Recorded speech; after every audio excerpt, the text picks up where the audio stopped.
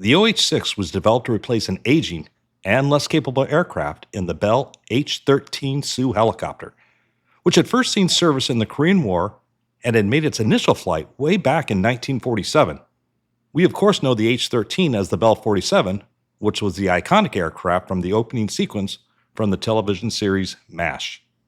The OH-6 Cayuse maiden flight was in 1963, and by 1965 Hughes Aircraft had secured a contract of 1,300 aircraft for the U.S. Army under their Light Observation Helicopter program, where Army aviators affectionately nicknamed it the Loesch. With the Vietnam War heating up, the OH-6 entered service in 1966 and was promptly sent in theater. With its four-bladed, fully articulated rotor system and light weight, it was an exceptionally agile and quick machine. It was suitable for personal transport, escort, and attack missions and observation. However, it was the pairing of the OH-6 and the AH-1 Cobra into hunter-killer teams that it became most lethal. The Loesch would fly low and slow in an attempt to draw enemy fire to expose NVA and Viet Cong positions, and once found, Cobras would swoop in and decimate the area. It was an extremely effective technique, but not without cost. Of the 1,400 OH-6s procured by the U.S. Army, over 960 were destroyed by enemy ground fire. In 1967, due to cost overruns and mounting aircraft losses, the Army reopened the bid for an additional 2,700 aircraft. Unfortunately, the OH-6 would end up losing and being replaced by the Bell OH-58 Kiowa. This, however, would not be the end of the OH-6. In fact, it was just the beginning. By 1972, the CIA was using them for reconnaissance and intelligence operations. And following the disastrous rescue attempt of the U.S. hostages in Iran in 1980, the U.S. Army was convinced that a small helicopter was needed to get U.S. Special Forces into areas where other helicopters were unavailable. Now affectionately known as the Little Egg, the new variants, the MH-6 and the AH-6 attack versions, would see service with the famed 160th Special Operations Aviation Regiment and service around the globe and through the decades in support of our elite warfighters. So come fly with me as we take a look at the OH-6A and the Hughes 500C by TOAG'S Hangar.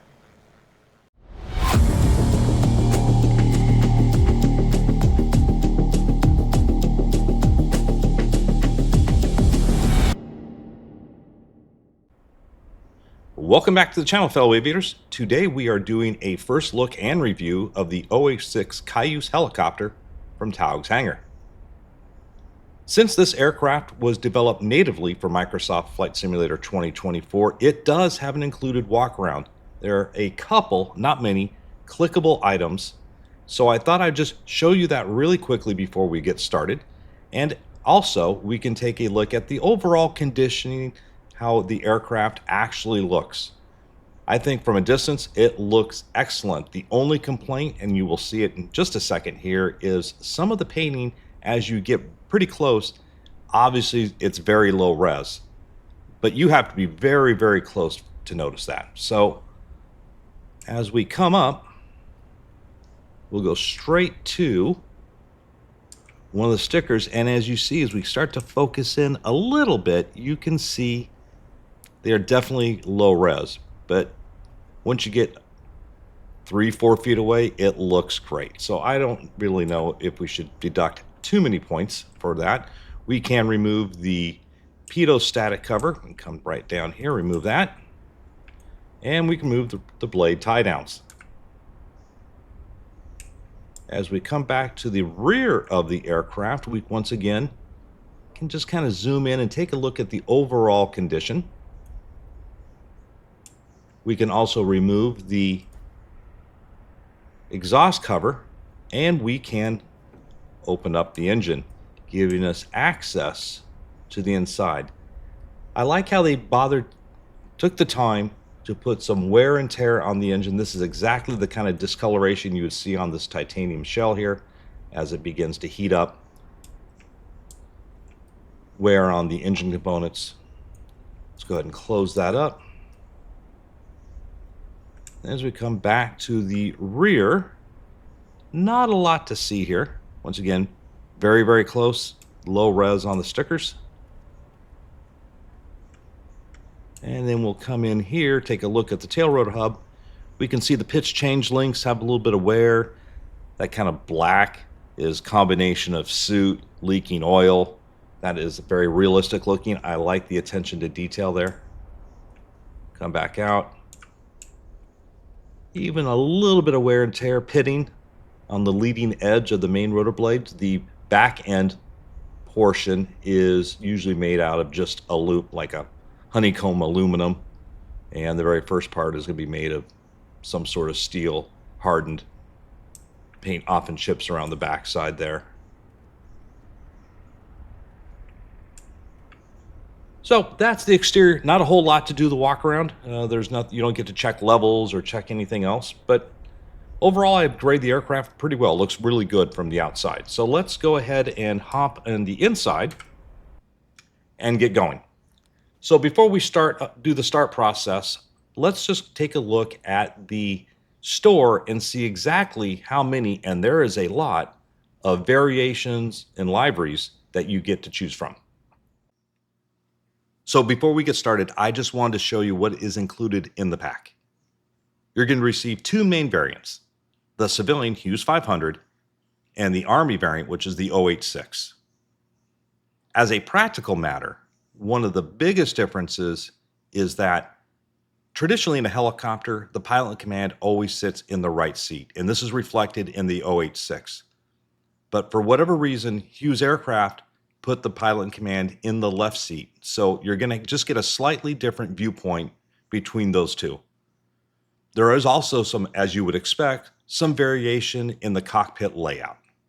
And that's going to become important when we go through the startup sequence, and I'll demonstrate it, is even though the checklist is interactive, because they're only using one checklist, you're going to attempt to look at something and it's not going to show up. So if you're new to aircraft, I just want to alleviate maybe some of your aggravation as you're trying to click on an interactive checklist and nothing's happening. That's because it's for the other aircraft. So I really wish they would have had two separate checklists, but they don't. While we're here, I just thought I'd show you the plethora of liveries you can choose from. Let's come over to configure. And first of all, we can choose two versions, the high skid version or the attached float version, which is what you see right now.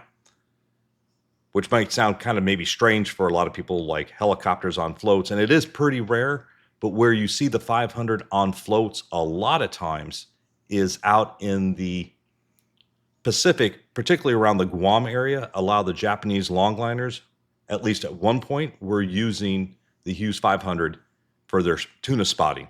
I did tuna spotting way back in the day, but I did it off of Mexico, so I generally operated from like South America to Hawaii.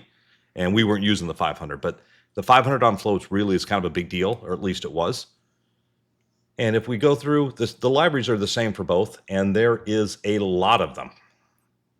So we have a lot of different variations, and these are all actual aircraft with their actual end numbers, if that's important to you. So just most importantly, we need the Magnum. All right, so let's go back to the variants again, and let's go back, save and back. And from here, we can look at the Army variants, which will be the high skid and the low skid. So you can't get a low skid in the civilian version. So, and from here, we have slightly different variants here in the high skid version. More law enforcement, as you might expect. And then from the low skid version, this is where you're going to see kind of all the military variants. Danish Army, NASA, definitely some Army versions, Border Patrol, and the Japanese, who at one point were manufacturing the helicopter under license. So just a real quick overview of what is included, and let's jump now back into the helicopter and let's get it started up and underway. During the intro sequence, I was demoing different configurations of the aircraft, and this is how you would change them right here. So if you would like to remove the doors, front and rear, you can add a battery cart, door gunner, the minigun, troops, does it all on the fly as it starts to load in here. So that's how I was doing all those things. So I just wanted to show you before we get going how you can, let's take these guys back out, how you can make all those adjustments. All right, so let's get rid of that. Let's change my viewpoint. Let's pull up the EFB, and we can start with the external checks. As you remember, there wasn't really a whole lot for us to check here. There's not a whole lot of damage, so a lot of this stuff is just not going to be, you can check the skid tubes. Obviously, in real life, I'm doing that to see if there's been any hard landings, but here in the sim, not a lot we can actually check. Engine oil check. Once again, if you click on it, you'll see that icon. It means you can actually look at it. Fuel tank check. We can look at that. So what we're going to see here in just a moment, that there really isn't, and to be clear, when you go out there and look, there's really not a whole lot to see. So we can just go through here, and it fixes my OCD where I can get the nice completed green checklist. All right, so we can do the cabin doors closed and safe locked. Well, maybe we'll fly without the doors. Tail rotor pedals. You come down here, make those adjustments. Locking pins. Once again, check secured. You can look, but there's not a whole lot you can actually do with that.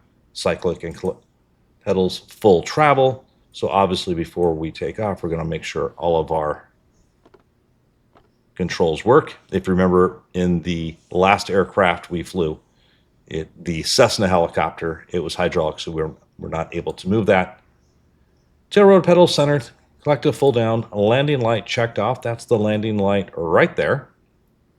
Rotor brake handle stowed. That'll be right behind us, right here. That is the rotor brake handle. Cabin heat, right there. Altimeter set, all electrical switches off. Not a whole lot in this aircraft, right? There's hardly any switches for you to deal with. Radio switches check off. Fuel shutoff valve. Let me just change my camera view here. I think it's in 2. There we go. Here is the fuel shutoff valve. You want that fully down. And then electrical power, we can choose external or battery. This is not a fully modeled aircraft, so we don't have to worry about draining the battery. Lights as required. Ignition key. This is a hard one, folks. I actually had to make a keybind for it on my camera, and it's going to be located right, I don't know if you can see that. There's the key. So what you want it is in the horizontal position so you can see the entire key, if that makes any sense. And I just located between these two. I set a camera view for it because it really is hard when you're in there sitting trying to find it. Engine out warning system. We're going to want to make sure, and once again, this is not a high fidelity aircraft, so you're not going to see any of these pop. You're just going to make sure that the engine circuit breaker is in. Electrical power and key, that's good. Plan and engine out circuit breakers in. Place and hold the test switch. Once again, this is one. You see as I'm clicking here, you can hear it with my obnoxiously loud mouse. You can't say anything. This is going to be something in the 500. That took me ages to figure out. I'm like, what am I missing? What am I not seeing? And, I know my way around a helicopter, so it was definitely a little bit annoying, right? The reignition light, that's right above us. We will, once again, you click on it, nothing happens. Caution and test. There we go. Now we can actually see it, and this is going to light our reignition. So that's the one we want to press. So we can go ahead and extinguish that. Caution light dimming switch is required, and twist grip throttle check. So as you probably remember, I have the Virpil Collective, and actually I want to change my viewpoint down to here. So I can roll this on. You can obviously use your mouse if you need to. But if you do that, I don't know if you can see right there. It's moving up, and so when I rotate, see it dropped a little bit. That is the fuel shutoff. So if you're out here playing around, just make sure you put that in the shutoff position right there. Push it back up just with your mouse and keyboard. All right. Engine start. Cyclic, do not attempt to start with the cyclic other than in the neutral position. I have had a request to use the input viewer. So we'll bring it right down to the neutral position. Transcript cloud, we've already done that, made sure it's closed. Here is our lights. Let's go ahead and turn those on. Rotors are clear. Start and ignition button. Now, if this is another one you're probably going to want to map unless you can do it, because here is our right here, as I'm going to point out. I'm not going to press it, but if you press that, that is your starting button, which you need to have held down all the way to about 60% on the N1. So you definitely will want to keybind this. Luckily, I have one on my collective, so it works just fine. Let's turn around and come back out to my normal view. All right, so for the start, we'll just zoom in here a little bit. What we're going to want to do, as always, we are going to hit the starter, and we're going to wait till we get approximately 10 to 15% on the N1, which I will put a little graphic in. Once that happens, we are going to be looking at TOT, which is the gauge above us, and we're going to need to roll on a little bit of throttle. Now, luckily, this isn't a full fidelity system. I think we can change up the starting sequence to make it a little bit more difficult for us, but let's just keep our life easy, make it a simple one.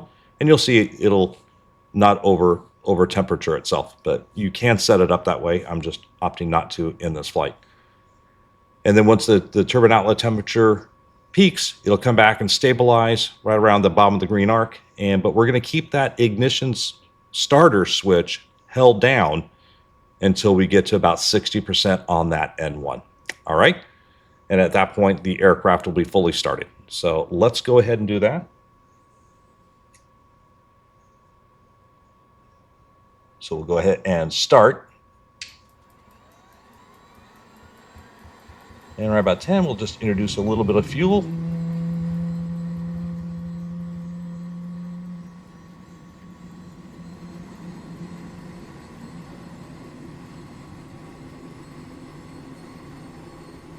And I'm just still holding on to the starter. Temperature comes back down. I think right now we probably have a self-stabilizing start. Right about here, I can go ahead and release the starter. And now we have a completely started up aircraft. So very, very easy. Move through the rest of this checklist here. Engine idle speed. The 250 or the 250 C20 engine. We are in the 250, and then we're lasting N2, superimposed reading, needles married within a half width of each other, and I will put a graphic that's right there. Those are the percent of engine power and rotor RPM. So something you're going to want to look at. Make sure that we're right at the top, and that completes the engine start. All right, so electrical power. Let's get back down to here. External start, if you're on external start, generator switch, we'll put just, now, here's, I'm going to show you a little hint. If we put the gen on then, you're going to hear that beep until we get the throttle all the way rolled up. It's a low RPM warning detection system for us. So we'll just do that in a second. We can put the inverter on for right now. The OH-6, cyclic friction released. Avionics on and checked. Twist grip throttle, and we'll just go ahead and roll on the throttle here.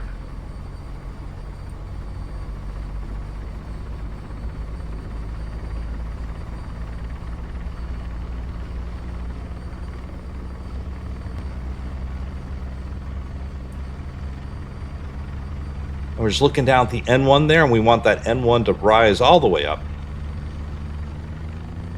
There we go. All right, so engine at 104%. I know that sounds weird, but a lot of times in helicopters, you don't fly at 100%. It's 104. That was something I did when I was a test pilot at Robinson. That was just part of the thing. Don't ask me why they do that. But right here, if I can highlight it, right there is the beep switch, and you're just going to hold that up until we get right there into the green arc. There you go. Now the helicopter's ready. Now if we come back there here and turn on the gen, we don't get that annoying beep. Engine oil pressure, amp meter, and all of our cautions and warnings. That's good. And before, it would be cyclic friction unlocked. It doesn't matter. All instruments. This is an anti-collision lights. We did that when we turned on all of our lights, and that completes the check ride. So pretty simple on the startup. It is more advanced than the base level stuff. You cannot do this in, let's say, the Bell 407. You cannot do an actual run up the starter, introduce fuel, and have it start up. It will not work. By the way, if you would like to skip all of this stuff, I don't know if you all know that, if you're new to Microsoft Flight Simulator 2024, but when you go to the open world into the map, if you start on anything that is designated as a helipad, the H, the circle around it, the aircraft will always start up running.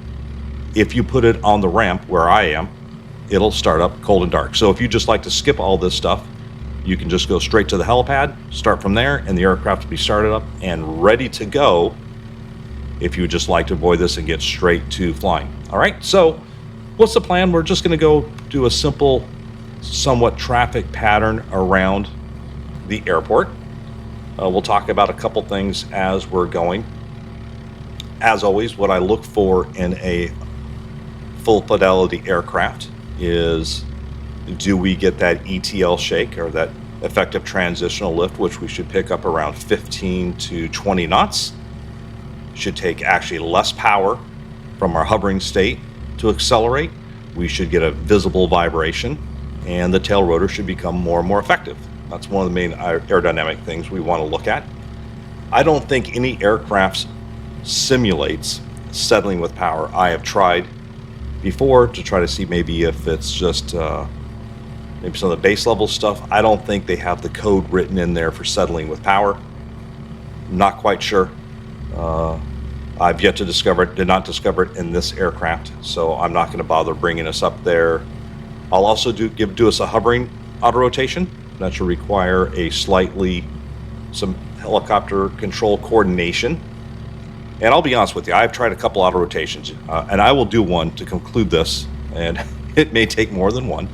But I have found that the aerodynamics, I'm not going to keep you all in suspense. I found the aerodynamics here to be somewhat, I say suspect, in that in the flare, I was once again climbing a lot. And I don't know, I don't think bad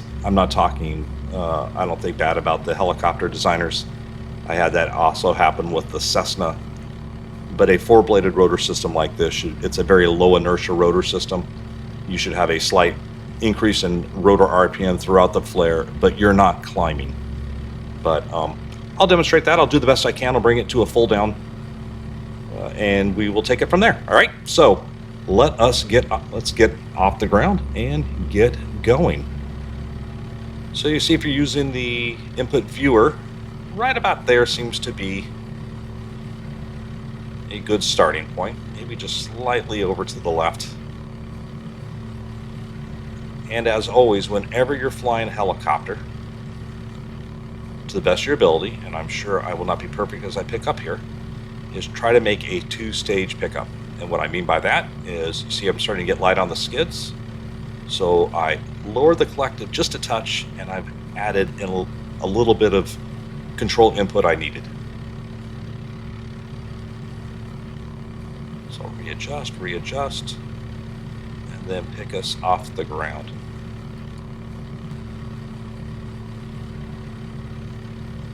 Well, hello. Just was looking down to engage my track IR, and I'm all over the place. All right, so let's a little bit high as well.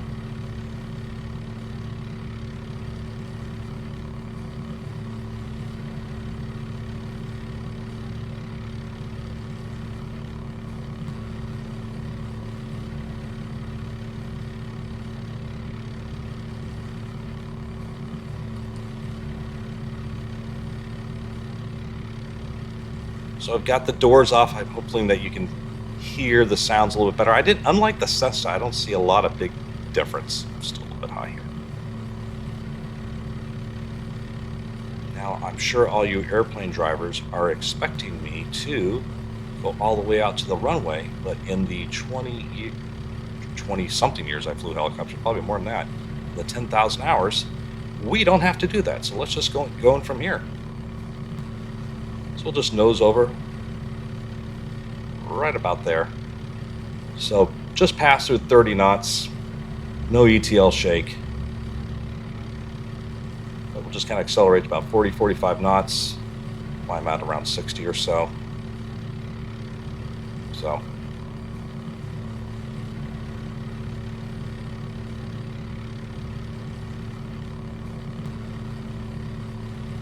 great visibility, which of course is what I talked about, I believe, in my opening. Climb out probably a little bit more aggressive than that, bring it up to about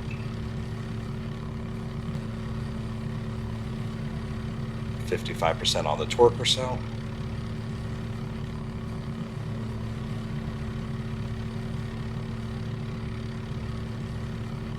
We are in Hawaii, because why not?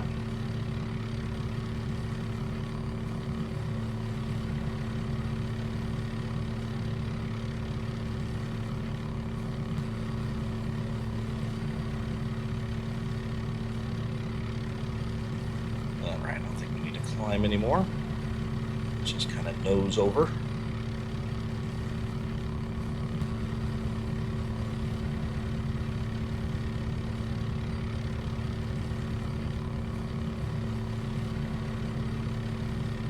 Wasn't the squarest of turns.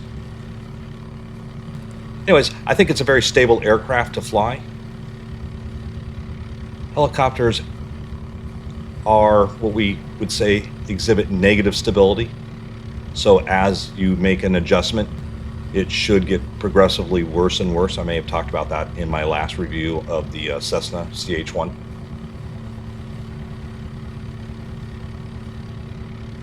So far, I've yet to find, and that may be just a design characteristic, because people probably may not want to deal with that, but it should be, if you roll into a turn here, I should be able to take my hands off like I'm doing now.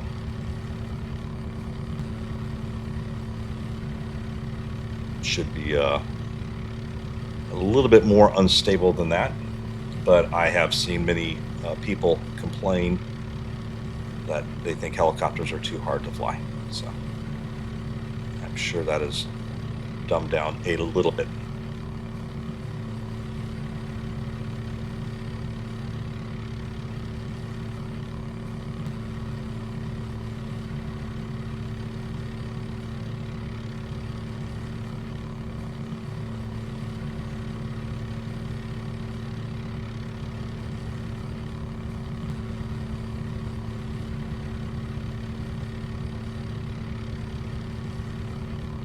Alrighty.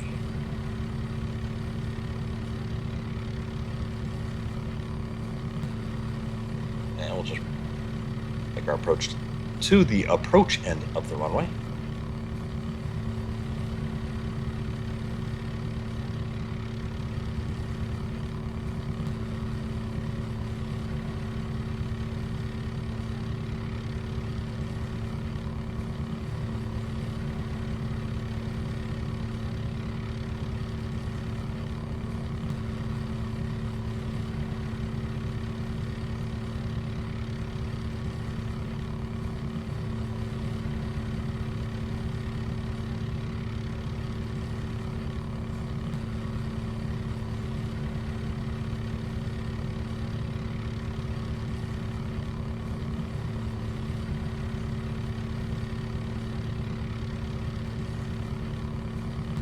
So once again, we'll begin to decelerate here, and what we will notice as we pass through here, as you look outside, you're not going to see kind of any visual shake as I fly the aircraft, as I'm bringing in power here. It's not a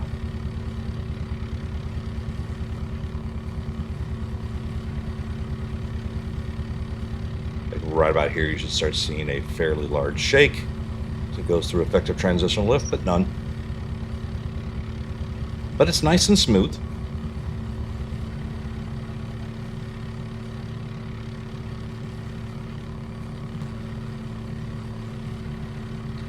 I believe if you look or read the documentation, he does talk about trying to make this aircraft accessible for people, which would explain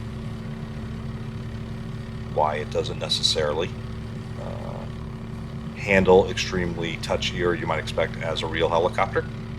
And since we're in a hover right here, let's just go ahead and do a hovering auto. I'm just going to go ahead and roll off, and what we're going to see here, you see the needles split, pull up on the collective. A little bit of pedal required, not a lot, but we get a little bit, so I call that a pass in terms of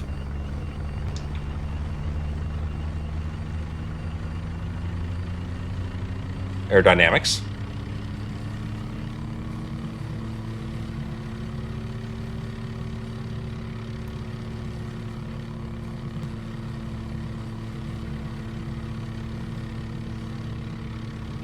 Let's go beep that up. You know, I think I forgot.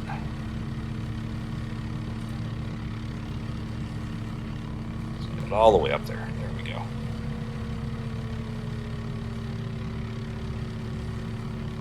All right.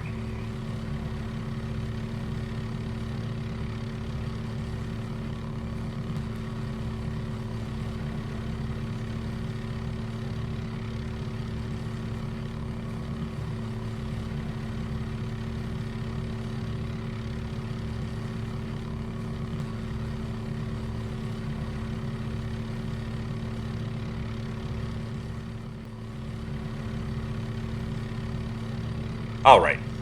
I just had to cut back out. I did the auto rotation, and for some reason I could not get the rotor and the engine to split. So we will do this again, and hopefully we get better luck. I don't know why. I entered the auto rotation, rolled off the throttle, and nothing happens. So it made the world's easiest auto rotation since I still had engine power.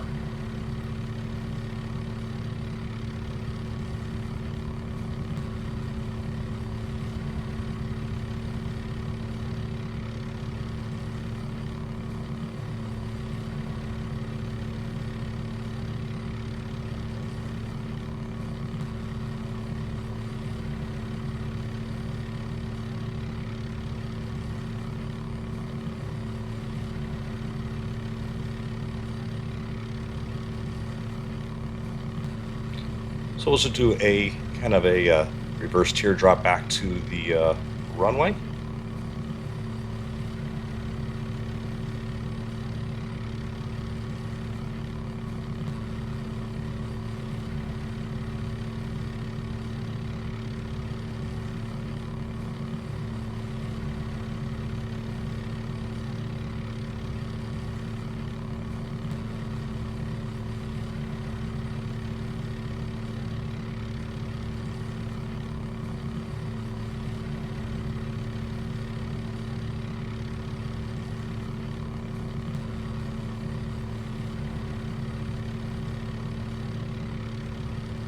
And normally when I was doing these, I just do them around 500 feet, but we will climb up a little bit higher.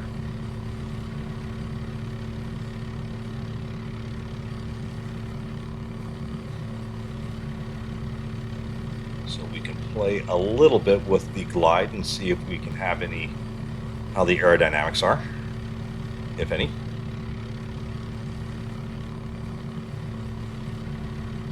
All right, so let's give it a shot. 1, 2, and 3.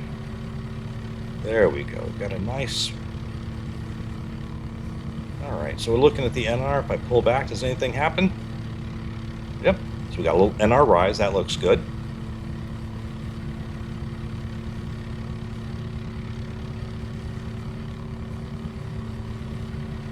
All right, so we're looking for right around 40 feet or so. We'll start it a little bit higher. So you see that climb there? That would not really happen. As you come down, we'll pull up on the collective a lot, little forward cyclic. We'll cushion it.